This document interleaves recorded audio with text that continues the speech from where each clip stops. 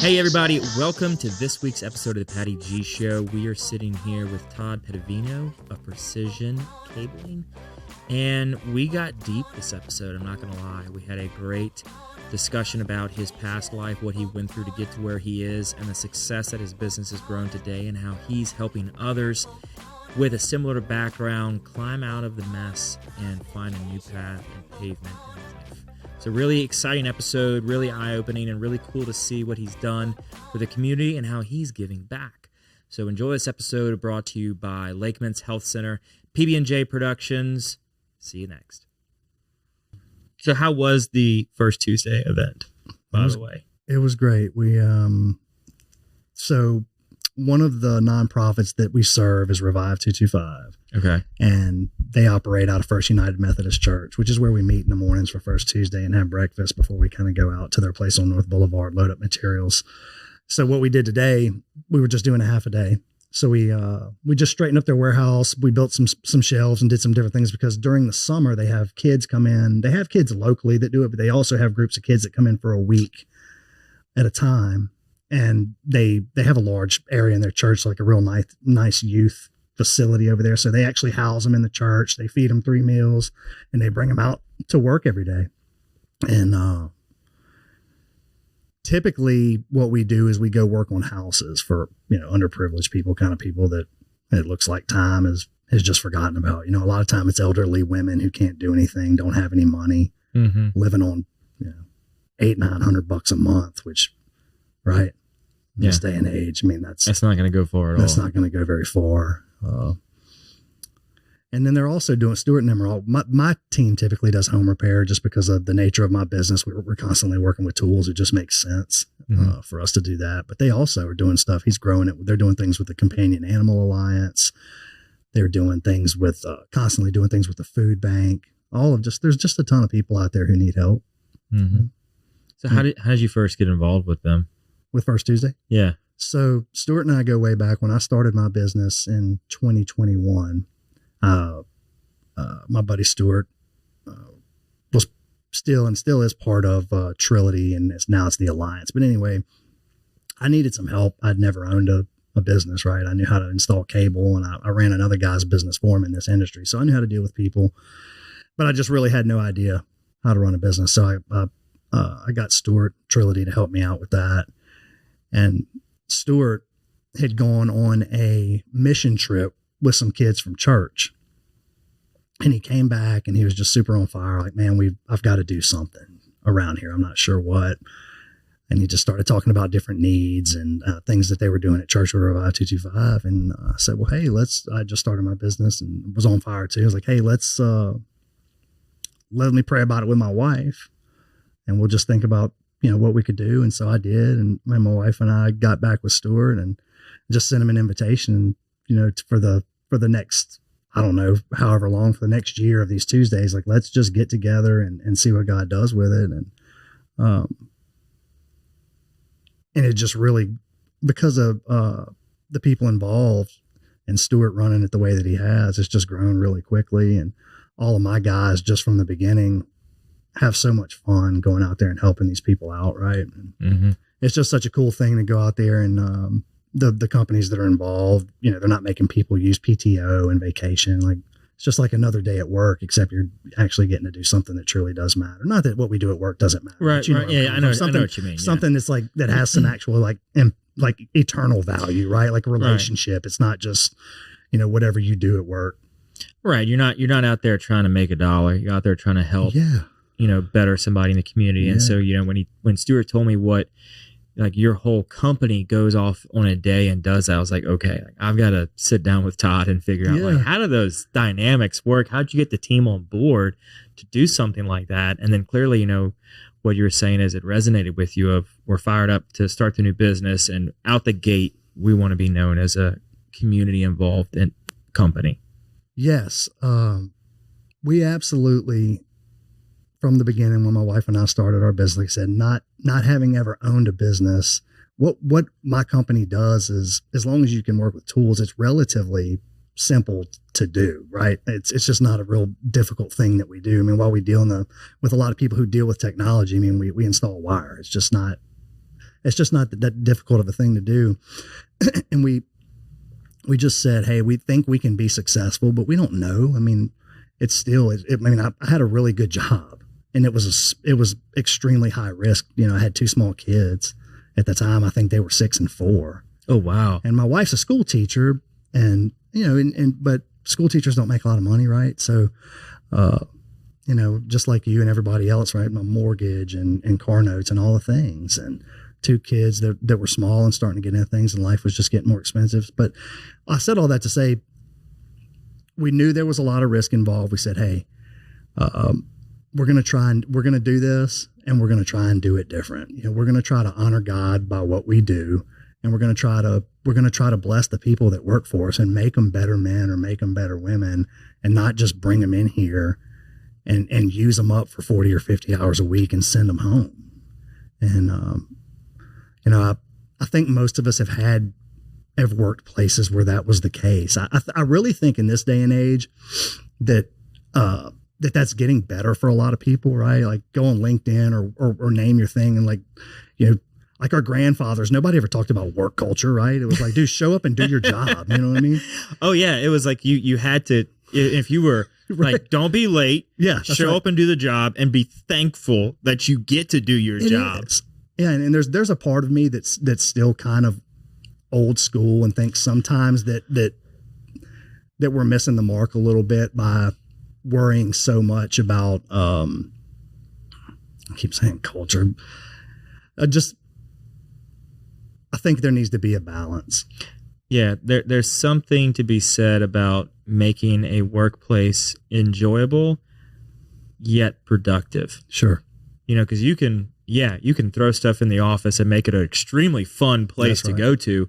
But yet, if you're not able to incentivize and encourage your team to be productive while they're there, then what you're doing is going to go out of business real quick. Yeah. Unless you've got some external source funding that you just, you know, can spend freely with that whatever. You just burn through, right, that you can just burn through. But like, if you're servicing clients or customers in any given way, you've got to make sure your team is productive, but also is not miserable. Like, you got to make sure that they can enjoy life outside of the office. Yeah. What you're doing with First Tuesday is evidence that it can be done, and also suggesting to them, like, we can enjoy what we do, we can enjoy the process, but like, we also have to get work done.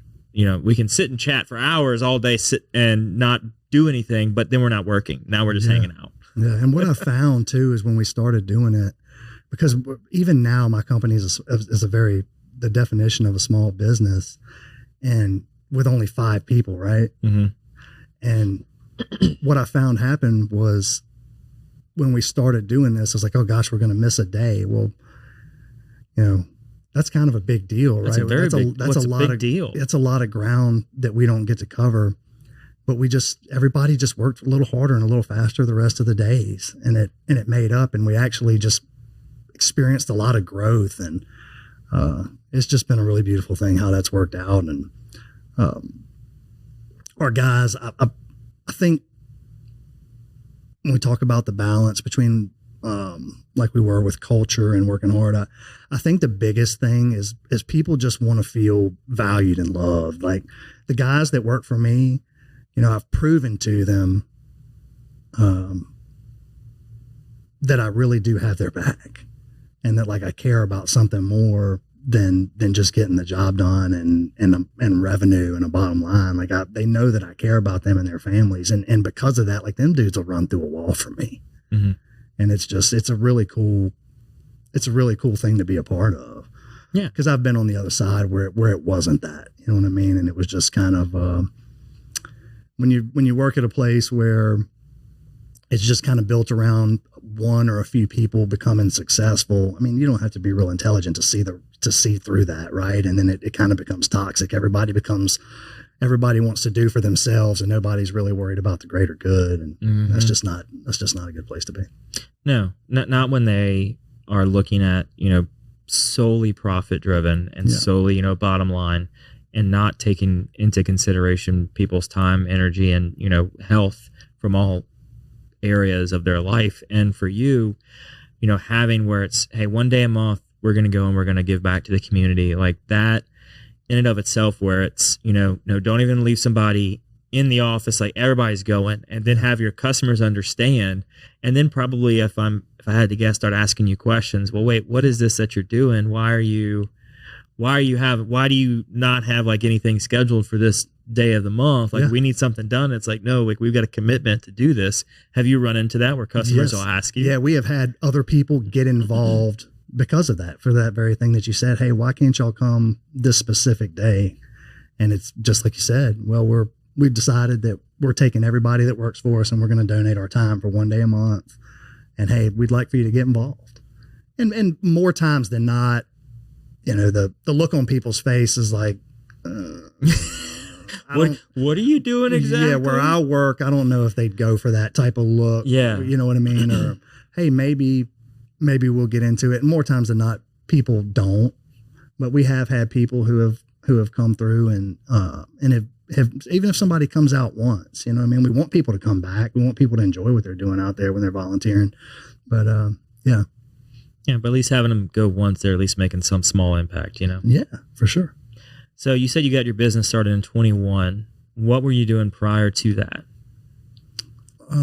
So I've been in the telecommunications cabling industry since 2008, and I worked for the same business from 2008 all the way up until I started my business in 2021. And I started at the bottom. I started on my tools, climbing through attics, and didn't really know anything about it. A friend of mine had gotten me a job, and I just kind of worked my way up. God moved things around and people around like he did. And, the next thing I know, I was the operations manager helping this guy run his business. And it was a larger business than mine, but still a small business. It's like a 15 to 18 kind of people deal, 5 or 6 people inside and then 10, 11 technical people out in the field. But up until that point, man, I had just made, like, from early on in life, I was basically starting over back in 2009 when I started doing what I'm doing now, because I graduated from high school in 1999, and man, I just got caught up in the partying, and it was just like I was one of those guys that, like, we all know him, right? Like I couldn't shut it down, or I wouldn't. Let me say I couldn't. I just wouldn't shut it down. Yeah, and so it caused a lot of problems in my life, addiction to drugs and alcohol. And so I was, I got to the point, honestly, around like 2006, 2007, when I was really unemployable because of the way that I was using drugs.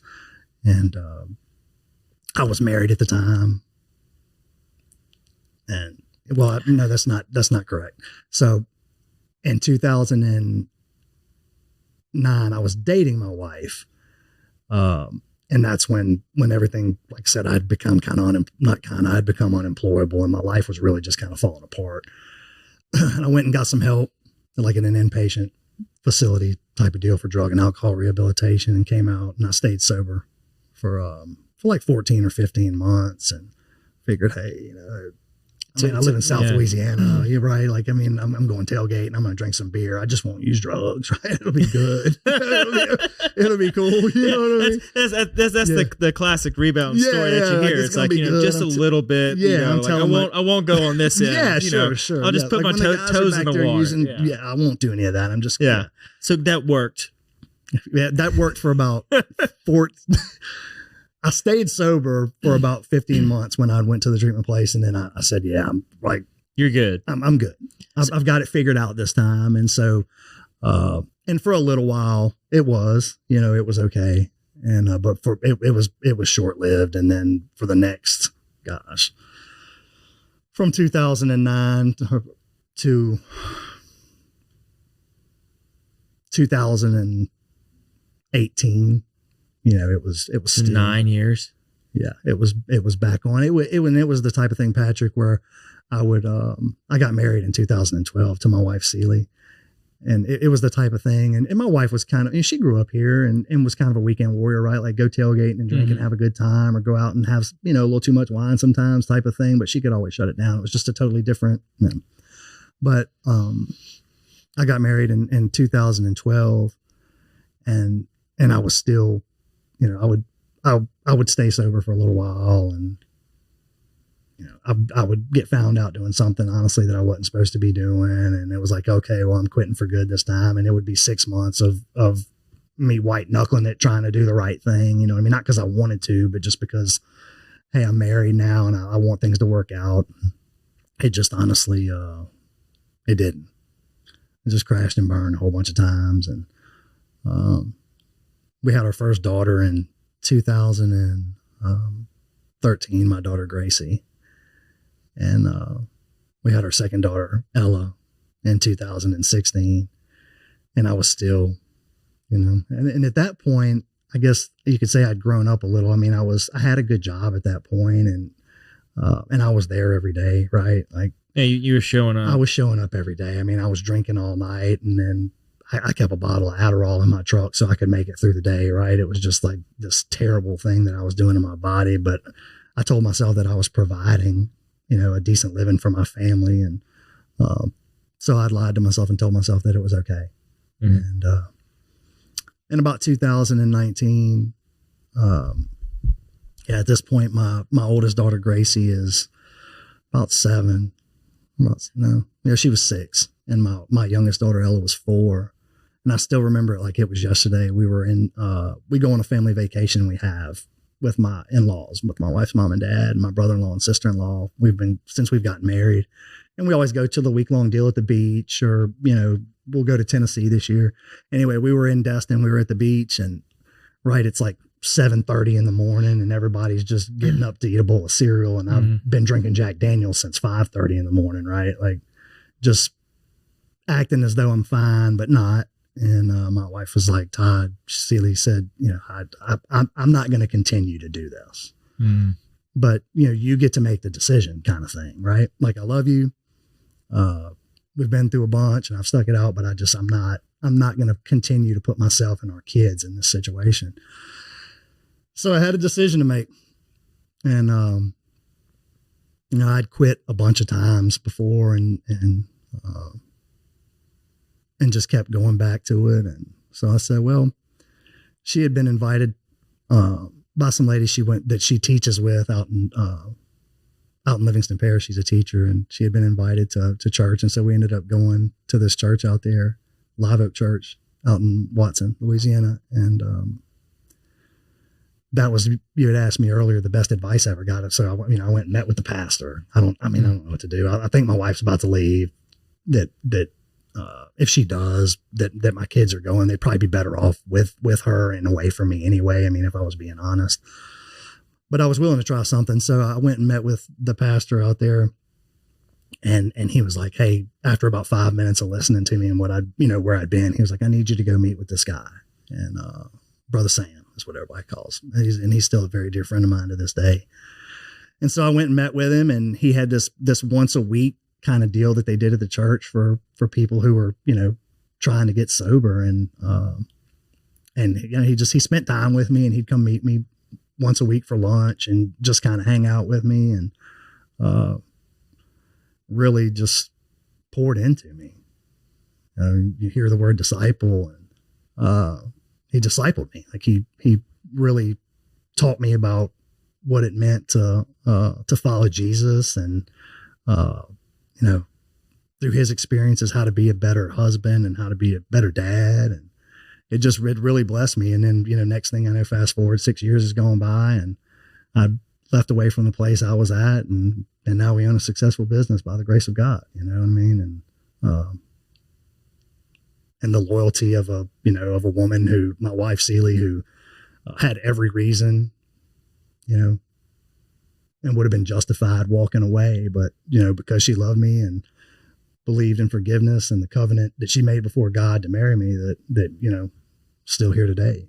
Yeah. Which has been such a blessing. I don't know where, I don't want to, you hate to speculate, but it's like if that situation had gone different and I'd ended up by myself, it could have been really tragic. Yeah. What would have happened had you not had that support system around you to then get you out of that hole? That's right. Because then you look at it, fast forward now, you've got a team of employees that are now relying on you for their own income source to support their family and everything. And as a small business owner, like that's when you flash back to that moment in time and say, okay, had it gone differently, the ripple effect it would have caused over the years, no telling where the folks that are part of your team are now would have been. This episode of the Patty G Show is brought to you by Cortex. Cortex is the trusted technology partner for small businesses across Louisiana, delivering managed IT, cybersecurity, and smart strategies to help you leverage AI without the confusion. I mean, aren't we all confused by AI nowadays? As a locally owned company, we understand the challenges Louisiana businesses face and provide tailored solutions that keep your operations secure and efficient. Whether you're looking to strengthen your cybersecurity or explore how AI can give your business a competitive edge, Cortex is here to help. Be sure to mention the Patty G Show and receive a free cybersecurity risk and analysis to see where your business stands. Yeah, and the interesting thing is, when we started our business, it was just my wife and I. So this year, a man by the name, very dear friend of mine, Trey Moran, became a business partner with us. He and his wife, Mary. And he started, I started in 21, and he came from the same business I did. And by 2022, he was working for us full time. And, man, it's been such a blessing to have somebody else, because he comes from a similar type of background. You know what I mean? And so he and with the exception of one guy, we have a young guy that works for us, and it's one of the older guys that works for us. It's his nephew, and he's a good kid. But all of our other guys come from this similar history of really, really bad stuff. And God did some things in our lives, and now here we are, just blessed in its success stories. And so it's really relatable for all of us. We've all kind of dealt with the same stuff. And, and I tell Trey all the time, I'm like, man, we got to just quit going and getting these same kind of guys. Like, let's go get some, for lack of a better word, can we go hire somebody, you know what I mean, that doesn't have, because what also comes with that is we've hired some guys that were fresh into recovery, and we were just trying to help them. You know what I mean? They were getting sober and trying to get back on their feet. And sadly, a lot of times that story doesn't end in success. You know what I mean? We had a young man that worked for us, and we were trying to pour into him, Patrick, and he was doing good, but he started using drugs again, and we knew. I mean, it's obvious. It takes one to know one. That's exactly what I was going to say. Y'all are all in the room dude, we know what it looks like. You're not going to hide it from anybody in this room. Yeah, your entire personality's changed, man. Your motivation, we know. And so we tried, but we had to let the young man go. And then, a month later, they found him dead in his apartment. Wow. He had overdosed on fentanyl. And, I know you don't have to read too much around here or know too many people to know what an epidemic that's become. And so it's just, it's a reminder, you know what I mean? And this guy had 2 small kids, and it was just, while it's a blessing to be able to help people, it's also, it can get real whenever you're hiring people who are fresh out of, rehabilitation programs and things of that nature, trying to get on their feet. 'Cause a lot of times they don't make it. Yeah. So, I mean, look at the current roster of folks you've got. Are you all connected with any type of rehabilitation facility as to how you're getting these folks, or is it just y'all are like, hey, I know this guy that needs a job. Hey, I know this guy who needs a job. About to say where are you getting you look at where are we getting resumes from? Yeah, it's hey, I know a guy. Got it. Hey, I know a guy. And now I will say this: Trey, my business partner, and 2 of the other guys, Chris and Warren, that work for us, they all went through a facility it's this little small place out in Albany that's connected to a church. And it's an all men's type of deal. And they'll take guys, off of the street of any age. It's a men's only type of place, and they all went through this place, and it's a Christ-based recovery type of deal, right? Cause there's all kind of deals that revolve around recovery these days with 12-step programs, right? Everybody's heard of AA, and there's all kind of other things, that you can be a part of. But I tried a bunch of them, and, and I know some people have success with other ones. So I'm not putting down on anything anybody does to try and, get themselves off of drugs and alcohol if it's an issue in their life. I mean, but I just, for us, where true recovery came was when we came to understand that there was a God out there that was bigger than us, and that was bigger than the drug problem that we had, and bigger than the drinking problem we had. I think up to that point that we had gotten there, none of us really knew that, really understood that like we do today. Yeah. And to your point, there's lots of different things out there that can help people, and not one is going to be the same for each other, and everyone's got their own experience. Right. Yeah. And so it's like, what's the best solution to get you out of it? Let's go that path. Yeah.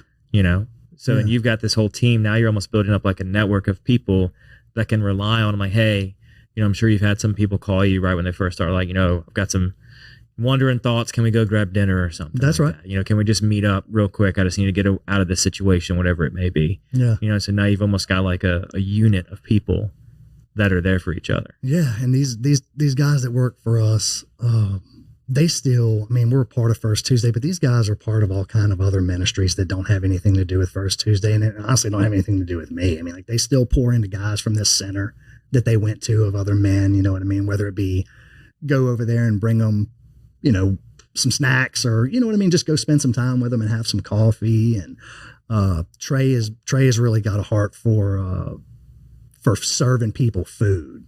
Like, people are he really loves to cook, I think, and to meet people through, like, hey, right, people coming up, gathering around a jambalaya pot, you know what I mean? He loves when there's a natural disaster. He and a couple other guys that work with us, they went up when they had all the crazy flooding mudslide deals going on in North Carolina. It was so tragic. They just drove through the night straight one night, went out there, posted up in a Winn-Dixie or whatever it was parking lot, cooked for the next 2 days, right? Just running on Red Bull and Jesus, you know what I'm saying? And, like, just cooking, not sleeping, right? Yeah. And turned around and drove back, and we're at work Monday. They have those guys have a heart for service, which I think is such a beautiful thing, because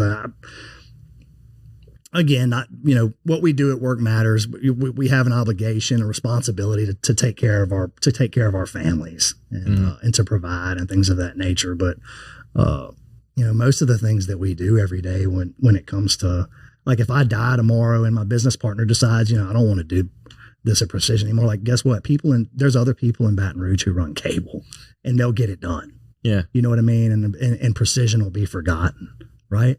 But, like, First Tuesday, the lady whose floor was caved in, you know what I mean? And now it's not, or the lady who didn't have a hot water heater and now that she can take a hot bath, or the guy who didn't have running water because his plumbing had fallen under, like, dude, that stuff's eternal. Mm-hmm. You know what I mean? And it's a ripple effect type of deal. It's generational. Like, they see, you see a bunch of people out there volunteering, just because, man, we have people that come up to us on the street. We'll be outside hanging in front of a house, painting a house or something in North Baton Rouge, and people would just come up and they're like, man, what are y'all doing? And we'll tell them, and they're like, no, well, y'all are just doing it for nothing. Like, yeah, dude, we're just doing it to help people in this community. And you've been through that. Most of those streets, man, you could start at one house and you could go down the block and you could hit every house on the way down and every house on the opposite side of the street, because they all need help. And it's just it's a real blessing for us to be able to go out and help people, man. Yeah, to be in a position where you could do something like that and give back to the community. Yep. So when you left your, I guess, last employer, because now you're the employer, what was that driving force to leave and start your own thing? Like, do you have any entrepreneurs in your family that you've seen do this before? Or no, my mom, I was in my household, I was an only child. I have 3 half sisters because my dad was married before, but they're all much older. My mom's still around. My dad's gone. My mom was a stay-at-home mom. My dad sold floors wholesale his entire life. That's what he did up until he died when he was about 13 years ago. He was 75, and he was still working, on a full-time basis, selling floors. Had a huge, he'd been doing it for 50 years, right? So he had a huge clientele from here to the North Shore. And so, no, there was really nobody that I could say, oh yeah, I wanted to be like like dad or mom because they were an entrepreneur. I remember thinking as I was as I learned the business that I'm in now, I started at the bottom and then I ended up coming through and learning in the office how the office was ran and how estimating was done and how project management was done in this industry. And just for a lot of that, as I explained earlier, I wasn't in a real good place, but I mean, I still, after just time, I picked up on a lot of it and did a pretty decent job, I guess. And I just remember thinking like my life had started to turn around for the better. And I just remember thinking, man, I don't think this is the right fit anymore. And I really believe that, I could do this. And I never even really had aspirations when I was younger to own my own business. I remember I was working and I was like, man, the guy that I was working for was getting older. And I actually, before I started my business, I approached him and asked, I said, hey, I'm interested in owning. Would you be interested in taking on a partner? He had owned a business by himself for 35 years. And he said, let me think about it. And so he thought about it and finally he came back to me. He was like, man, I'm just not interested. And I said, hey, look, I totally understand that. And then I was honest with him. I said, this is what I'm thinking. And he was great. I mean, he said, hey, look, no hard feelings.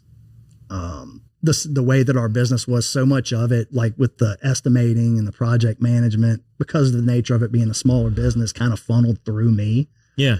He said, look, do this. He said, it really blessed us so much. He said, it was probably summer. It was May, I think, of 21 when this conversation happened. He said, look, stay through the end of the year. Come in 2 days a week. Give me Tuesday and Thursday. I'll still pay you your full salary and you rock and roll with your business and do your thing. Now, granted, I'm his competition at this point. Wait a minute. How does that okay. Yeah. So he's like, I'll pay you your full salary for you to go and build your own business. For you to go and build your own business. And the funny thing about it is, and he's a good man, but he's not the type of man, like it was so unexpected. Like my expectation was for him to be like, hey, get out of here. Mm-hmm. But it wasn't. Or at least like, give me 2 more weeks and then you can go and do your own thing. But it was like, hey, just blessing. Yeah. It really was. I'm still blown away by it when I talk about it because it doesn't make sense. Right. I mean, it doesn't make sense. What was he thinking of it through the lens potentially that, okay, so let's say Todd goes out there and does his own thing and I'll give him, the rest of the year. He may acquire a few clients, realize the amount of work it is to own the business and just say, hey man, this isn't for me. Like we'll just bring all the clients over back to it. Maybe or he could just be out of the goodness of his heart. It could be. And I think too, like I said, he was getting older and he'd made plenty of money. I think he was looking to get out, but based on the conversations I had, there was really no exit strategy. Right. So I think it was probably just, he knew he wanted to get out, but he wasn't sure how. And I think that was probably all overwhelming to him at the time as well. And because shortly, like we did, like we talked about. I mean, I stayed through the summer. I think November 30, the end of November was like right there at the end of the year was my last day. And shortly thereafter, he just shut the business down. 35-year-old, 35 years in the business, had a ton of clients. It was still a successful business. And I think he maybe took an offer or two for the company, but in 35 years, like so much blood, sweat, and tears went into it, right? There's at that point, there's the value that you see for what you put into that business. Right. And there's what it's worth to other people. And like usually those two things are really far apart, probably. They never really align. They never really align. Yeah. You're not going to have that you don't have a blood, sweat, and tears category in your balance sheet. No, that has zero value to most people, right? They're like, hey, it's cute that you poured into it like you did, right. but really I'm interested appreciate in what one you thing. did. Yeah. Really appreciate what you did, really but we'll just buy the book of business and Yeah. And I ultimately think that, I know because he didn't sell it, and I don't know how long he entertained offers, but I guess nobody ever, have no idea what anybody offered him for his business. Right. And really no idea how to value his business. I mean, I know how much revenue he did. I know what the margins look like, and it was a successful business. And, but he ultimately just walked away. So second part of this blessing, ultimately, right, I'm the one, he's behind the scenes. I'm the guy that all of his clients call and talk to, right? If I need something, right, I need a price on this, let me call Todd, or he'll shuffle it to one of the guys in the office. He's the point of contact. He'll make it happen. So naturally, right, my business is taking off full time. His is shut down. So it was like an inheritance.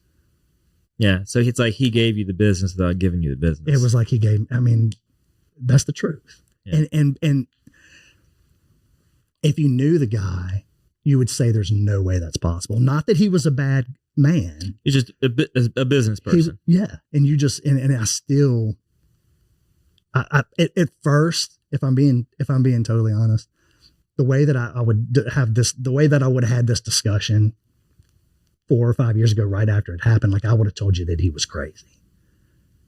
I would have been like, a lot of people would have told him. I would have been like, he's crazy. Yeah. To not have let me be his partner and we'd continue to run this business and him make money.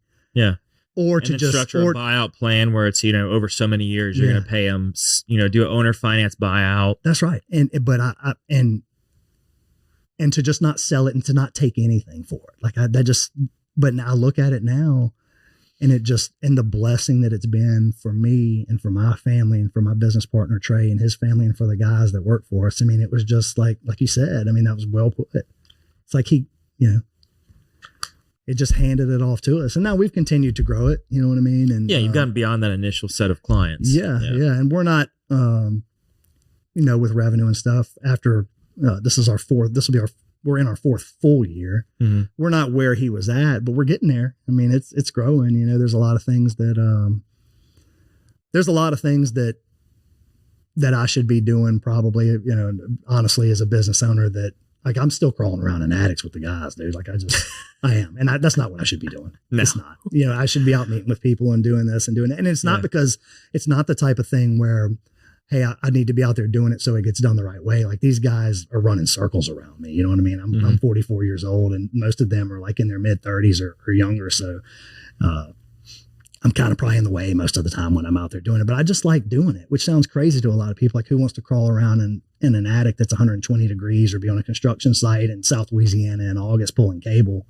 But I don't know. There's just something about getting out there and getting a job done and being able to step back and look at it and see like, hey, we just did this. Whereas opposed to sitting in an office and just estimating and right. It's like that, all that stuff can be so thankless. It's like, oh, we won this one. Great. Let's move on to the next one type of deal. Right.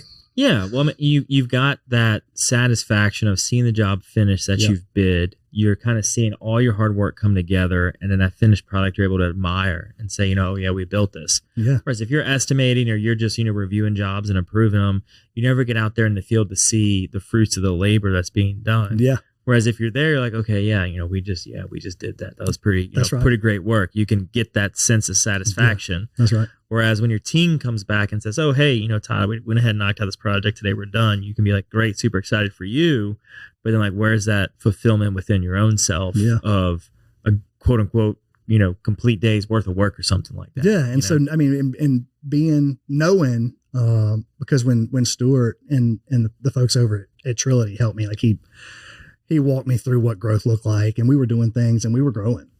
And, we kind of reached our goal, right? And Stuart, who is a very dear friend of mine, I don't use Trilogy anymore, but we had kind of reached our goal and, parted ways on that professional level. We still talk all the time, obviously with First Tuesday and everything.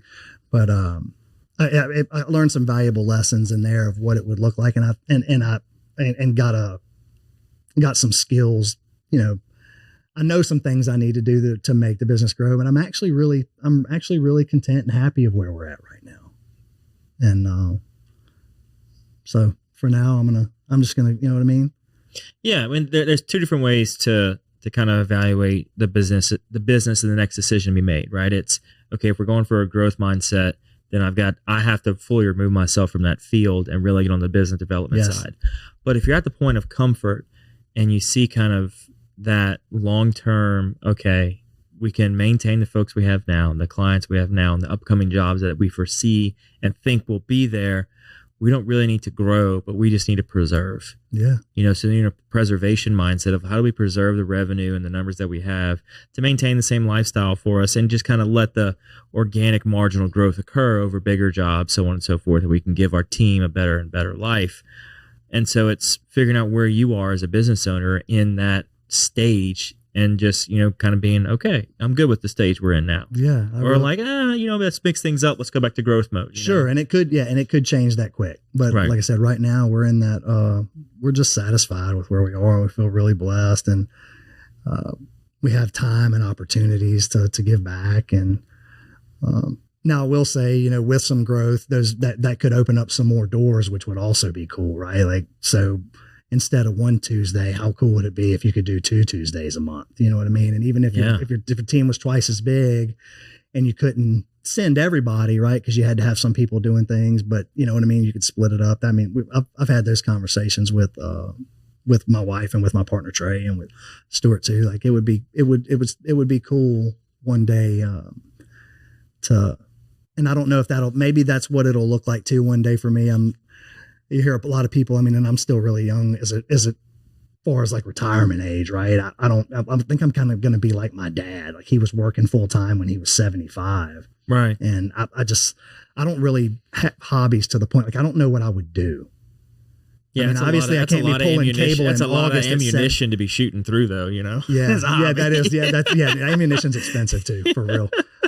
Thank you to our wonderful sponsor, Lake Men's Health Center with Our Lady of the Lake Physicians Group.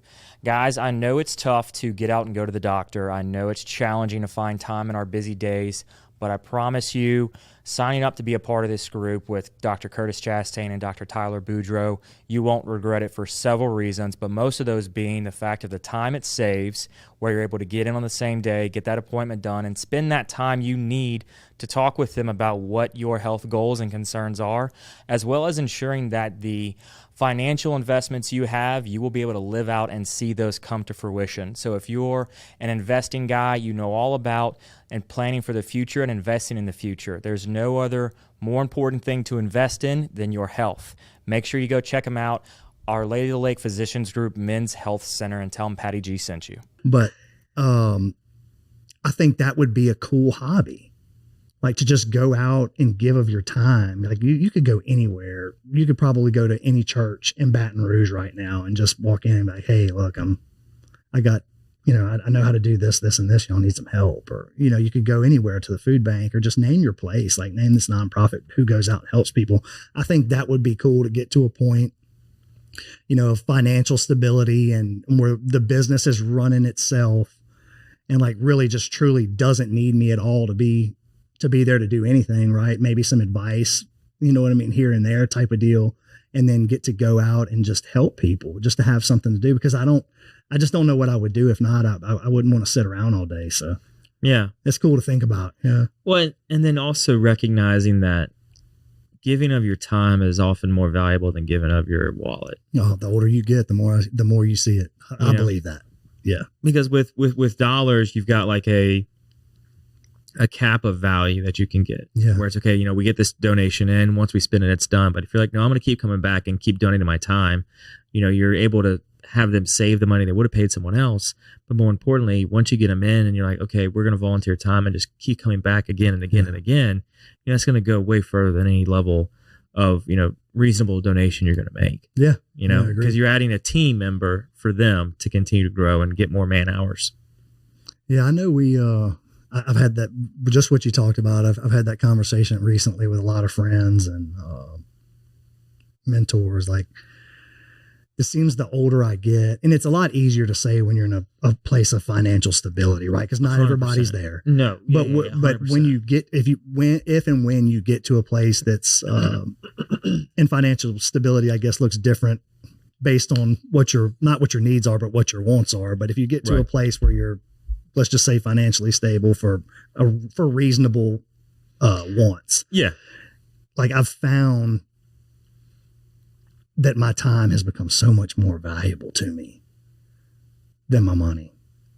And I don't have a ton of money. My wife and I don't have a ton of money, and we try to share what we do have with people. Right. But like you said, it's just, I feel like my time has proven to be so much more valuable to give that up to give to people. Well, I mean, yeah, you can always work and earn more money. It's kind of hard to work and earn more time. That's it. Yeah, we're not creating any more time. Yeah, it's our most prized possession. Is our time. It really is. And being able to give it back to people in a meaningful way that has an impact is huge. Yeah. So on the business side of things, what we've kind of talked about cable pulling and everything, but what is it that you'll actually do? Okay, so we actually install low voltage cabling like copper, Cat6 cabling, and fiber optic cabling in commercial businesses and industrial facilities. Things that you think about it like this. So like if you move into a new house, you get whatever service provider to come in and they bring the internet from the street into your house, right? So from that point, it has to be distributed. If you want to, if you want to wire to your TV, or you want to wire to your home office, or you want a wire to hardwire connect a device, right? So when you come into a building like this that we're in right now, a commercial building, it's the same thing. So whatever service provider comes in and they basically bring the internet from the street and they say, here you go.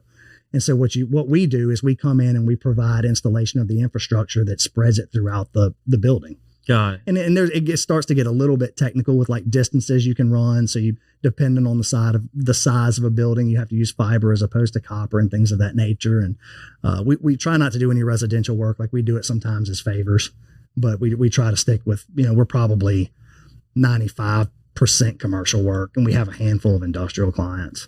But yeah, I mean, it's really, I keep it simple because it really is. I mean, it's pulling wire from the network closet to Patrick's workstation so that he can plug his computer into the wall. I mean, and that's really what we do, but we just do it. We try to do it with excellence. You know what I mean? We take you don't have to talk to me very long to realize like I'm not some savvy business dude. That's just not who I am. But I do understand relationship. And one thing that I did learn at the business that I was at is that, we always excelled at customer service, and customer service can be so simple. Like the biggest thing is like, man, be where you say you're going to be. Oh my gosh. Be where you say you're going to be. And you'd be surprised in our industry alone, how, that's not something that a lot of people do. And then if you make a mistake, because you're drilling through walls and through floors and, you're cutting holes and you're doing stuff. Like if you make a mistake, own it and fix it on your dime. And man, that goes such a long way with people, right? Mm-hmm. It really does. I mean, it goes such, like I've done some stuff, I've stepped through ceilings, right? I've torn people's stuff up, but, told them and made it right. And we still do work for those people. It's not like get out of here. Like, wow, they're not going to get into an argument with me about whose fault it was. And this was that. It's like, be where you say you're going to be. When you make a mistake, make it right. And so from like, when it comes to customer service, I feel like we're, we try to focus on those two things. And we've had a lot of success because of that. And also, like I said, our employees, like the fact, we make our money on labor, right? Like, and speed. Like I know I've been doing this a long time, so I know how long people price a job to take, right? So if we can do it, if I can get guys who really know what they're doing and are really good and are willing to work really fast because they really want to see all of us succeed, like we can do really well because of that. And that's where we're at. You know what I mean? And it can be tricky sometimes to bring new people in and get them to be a part of that, right? Especially people who have been other places and have never really bought in, right? They're like, they've always just showed up and shut up and done their job. But, sometimes we've had a couple of guys come and go, and we've had guys come in and it almost doesn't, like, okay, wait a minute, is this for real? Like, what's really going on? Like these dudes are, this can't be right. Like these dudes are meeting on Friday mornings and doing a Bible study. Like that's not right. Yeah. That's not normal. And we're like, no, that's what we do. Like we eat together. We're going Friday. We're all leaving. We're taking the day off. Everybody's going to get paid and we're going to Grand Isle. We're going fishing, dude. Saturday morning. We got a big boat. I love it. We're going to go catch fish. We're going to go have fun. You know what I mean? And they're fired up about it. They've been talking about it for 2 weeks. You know what I mean? Yeah. And it goes back to what you said about relationship building. Yeah, man. You have a good relationship with your clients. You have a good relationship with your employees. That's it. That's like this. What are you talking about? Not savvy businessmen. That's what you need to do. Yeah. That's what you need to know. There you go. Okay.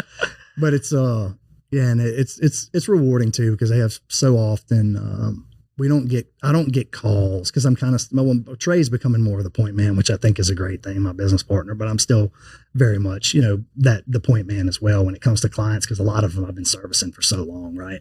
But, I get calls, regularly. I don't ever get the call like, hey, so-and-so was a jerk. You know what I mean? Whereas the other business I was at, I did get that call quite regularly, like so-and-so was in here. And because people were always frustrated, you know what I mean? Because they knew that really nobody, the goal was to get the job done and get out, you know what I mean? And, but now I get like, hey, so-and-so came in here, Warren came in here, or Chris came in here, or Josh or Trey, man, they were just such nice guys. And, there's just something different about the way that y'all operate. Like, that's a cool phone call. That's a fun conversation to have.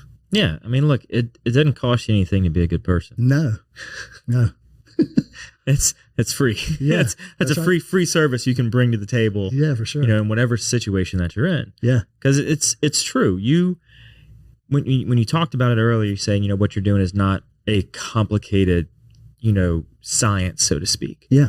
It's a simple procedure that you're doing, but when you do it with such grace and such just genuineness, it comes off and they're like, you just solved all my problems. Yeah. It's like what you did in your head is so simple, but for me, it just makes everything so much smoother and better. And the way that you handled yourself and carried yourself is enjoyable to be around. And typically, if you're a good person and you've got a great business behind you of all your employees are enjoyable to be around, you're going to get more business. You're going to get more business, right? There's going to be kind of that organic growth, right? Because I explained it to somebody not too long ago. It's like, it's kind of like we're at batting practice and we're just the shortstop or the second, and we're just sitting back fielding ground balls. Like, you know what I mean? It just, as they come, they're just coming consistently. You know what I mean? Somebody's just hit, or fielding practice, excuse me, not batting practice. We're just sitting back and we're really not having to do, like, we're not really doing a ton of business development. I mean, the majority of the new business, like I said, the inheritance of a lot of really good clients, you know what I mean? Really good people that we get to deal with. But, the new business, a lot of times that we get, all the time, 99% of the time that we get, I mean, we'll hand out a business card when we meet somebody, right? But we're not beating down doors and making cold calls. It's like, we have so-and-so and a lot of the people that we service are, IT companies, right? And that's, while these days it's a big network of people, they're all a lot of them run in the same circles, right? And they're like, oh, we use so-and-so, well, we use these guys, listen to this, right? And so we get so much of our business by just word of mouth. Welcome to the brand new Falaya mobile app. We took all the same tech that's helped hundreds of people sell their homes themselves and packed it into an easy to use app for your phone. When you download the Falaya mobile app on either the Apple or Android App Store, you'll immediately be able to see the power of this game-changing tool. From the seller's dashboard, you can navigate to all the information that you need.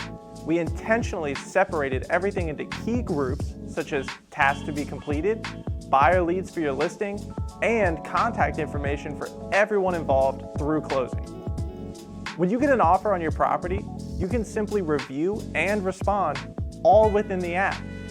No matter where you are in the world, you'll be able to monitor everything that's going on with your property from listed to sold.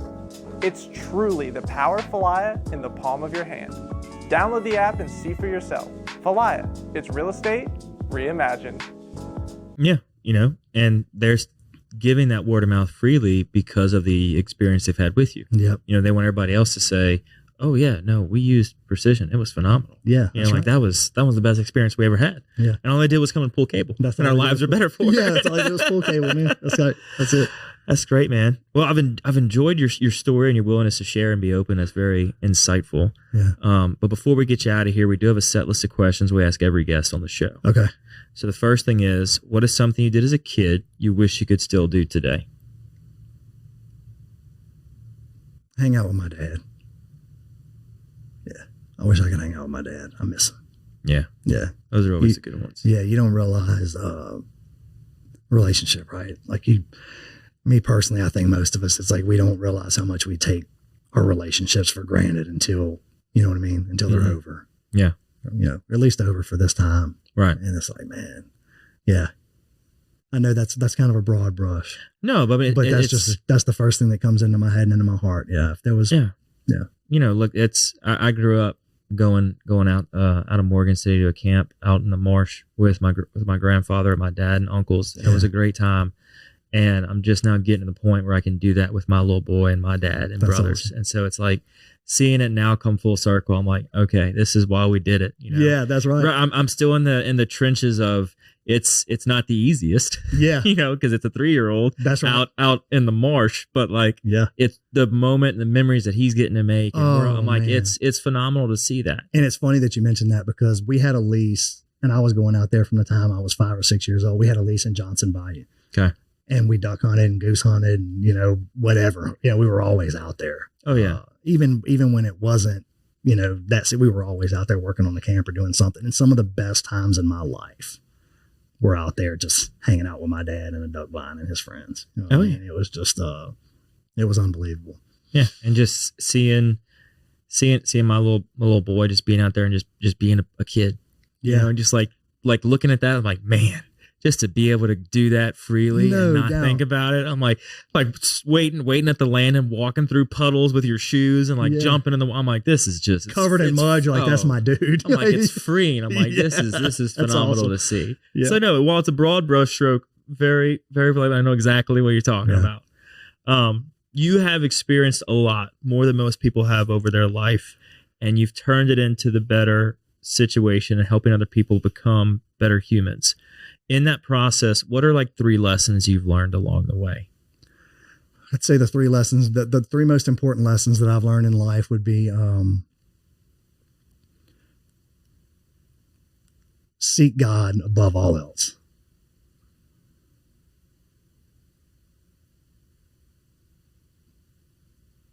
Truly take the time to invest in people and in relationships. And then find something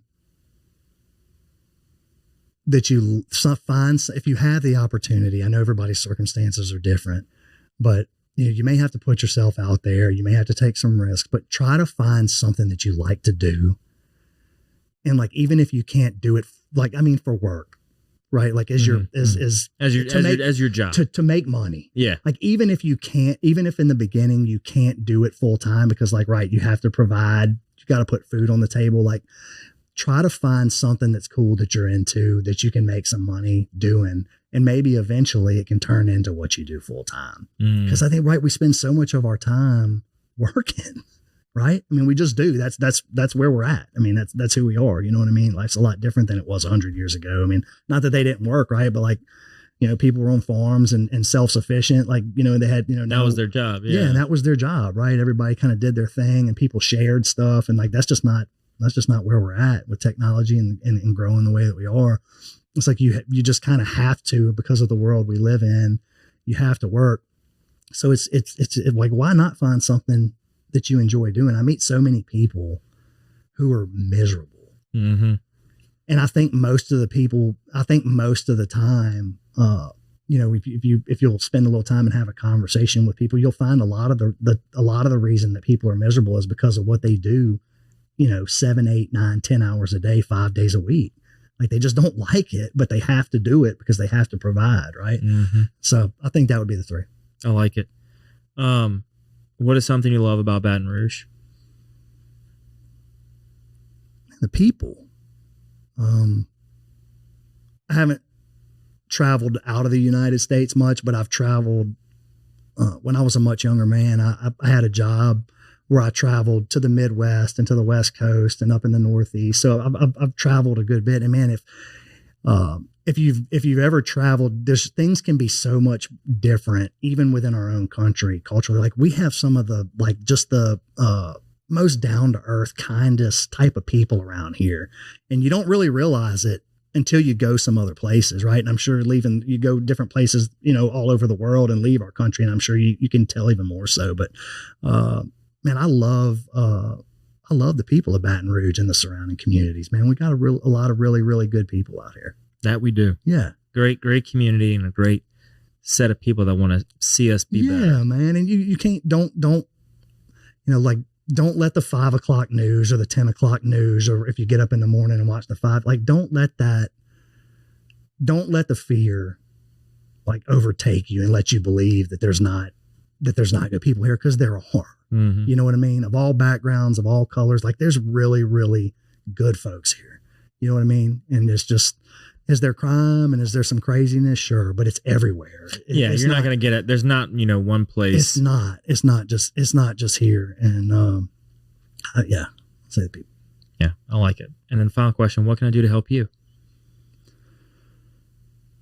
I think you probably have today, just by having me on here and letting me turn into like a testimony of my crazy life when I was younger, right? Yeah. It's supposed to be talking about business, but I think you already have, Patrick, but because I think it's healthy for me, and what I've found, like being a part of, because like at our church, I'm a big part of our men's ministry, and my wife's in women's ministry, and we're in some other things together. And like, I think one of the most valuable things that you can do to bless people and to help people is to tell them your testimony. Right. And like, it doesn't have to be, it doesn't have to be always like the drug, sex, rock and roll, crazy story, right? Like, we all have a testimony that we can share, and they're all valuable. Like, God created us all, right? He did. And every one of our stories and where we've come from and what we've been through and how we've gotten where we are, it all matters. It really does. It's like, it goes back to relationship. And I just think that, being able to get on here, and I know this touches a lot of people are going to get to listen to this. And I really hope that in some way, even if it's just one person, mm-hmm. you know what I mean? I hope it blesses them to hear it. And they're like, you know what? I mean, golly, if that knucklehead can be successful, you know what I mean? Surely I can be, right? Right. And or maybe they're higher. yeah. Maybe they're higher. And when I say successful, I don't even mean like financially successful or running a business, because that's not what success. I mean, I grew up, I was taught that's what success looked like. Right. But like, success to me today is the things that we talked about, right? The first Tuesdays, the mm-hmm. pouring back into people and making an impact in people's lives. Like, none of us are going to get to near our last breath and be like, man, I wish I'd have made a little more money, or, I wish I'd have driven a little nicer car or had a bigger house. And we're not. We're going to be like, man, I wish I'd have spent more time with Patrick, or I wish I'd have spent more time with my wife or with my kids. I wish we'd have spent more time at the camp playing in the mud. You know what I mean? The stuff that matters, man.